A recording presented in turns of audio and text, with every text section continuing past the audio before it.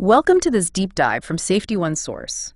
Today, we're looking back at the very start of OSHA's authority. This is really for you, safety professionals, risk managers, anyone wanting to understand the bedrock of safety regs. We're digging into Section 1910.4, which is titled Amendments to this Part. Exactly, and it's quite revealing about how things got started. A lot of initial power was deliberately focused. Okay, so let's jump right into the first part, Section 1910.4a. What's the core idea there? Well, 1910.4a, it's pretty straightforward but powerful. It basically says the Assistant Secretary of Labor gets all the authority the Secretary of Labor has under certain parts of the Act. Which parts specifically? Specifically Section 3.9, which deals with defining terms, and crucially Section 6a, which covers adopting those initial standards. So it's like delegating the full rulemaking power for those initial standards directly to the Assistant Secretary. Pretty much. Think of it as empowering the person leading the charge on the ground with the same clout as the top boss for getting those foundational rules set. No waiting around. Right, giving them the necessary horsepower from day one. Exactly. Then we move to 1910.4b. This section seems to zoom in on a very specific period, doesn't it? Before April 28, 1973. Yes, that date is key. This subsection focuses only on that initial phase, less than 2 years after the Act took effect. What was so special about that window? It was all about speed and setting a baseline.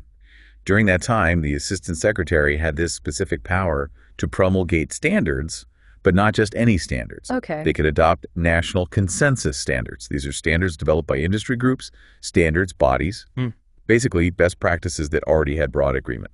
So leveraging existing work. Smart. Yes, and also establish federal standards. So rules already being used by other parts of the federal government for safety? So they weren't starting from a completely blank slate. Not at all. The idea was to quickly establish a comprehensive set of initial OSHA standards based on recognized safety practices. They could do this on their own initiative or if someone petitioned them in writing. And the process followed Section 6A of the Act. Correct. Section 6A provided a streamlined process specifically for adopting these initial consensus and federal standards without the lengthier rulemaking procedures required later on. But it wasn't just about adding standards, was it? I see mentions of modifying or revoking. Absolutely critical point. During this same early period, before April 73, the Assistant Secretary also had the authority to change or even completely remove standards that were already part of Part 1910. Why would they need to do that so early on? Well, imagine pulling in standards from different sources, some consensus, some federal. You might end up with overlaps or even outright contradictions.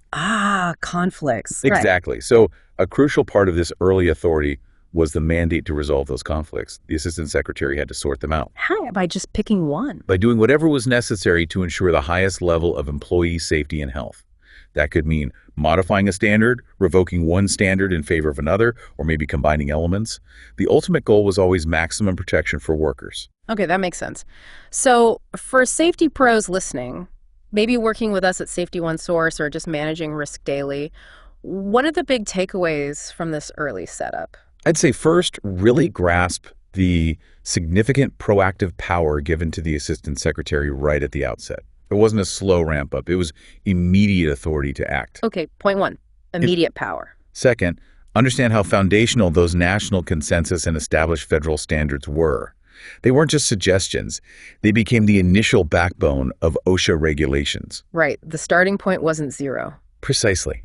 And third, always remember the driving principle behind resolving those early conflicts.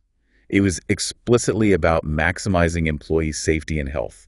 That was the tiebreaker, the ultimate goal. So this concentrated, decisive authority in the early days was really instrumental. It built the framework we, still largely operate within today. No question. It provided that essential initial push to get a nationwide system of safety standards off the ground quickly and effectively. It really paints a picture of decisive action right from the start.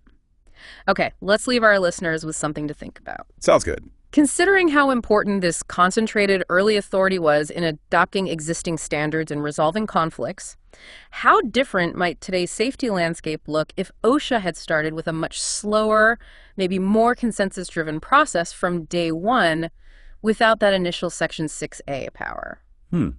That's a fascinating what if. It certainly makes you appreciate the impact of those initial decisions. Definitely something to mull over. Thanks for joining us for this deep dive from Safety One Source.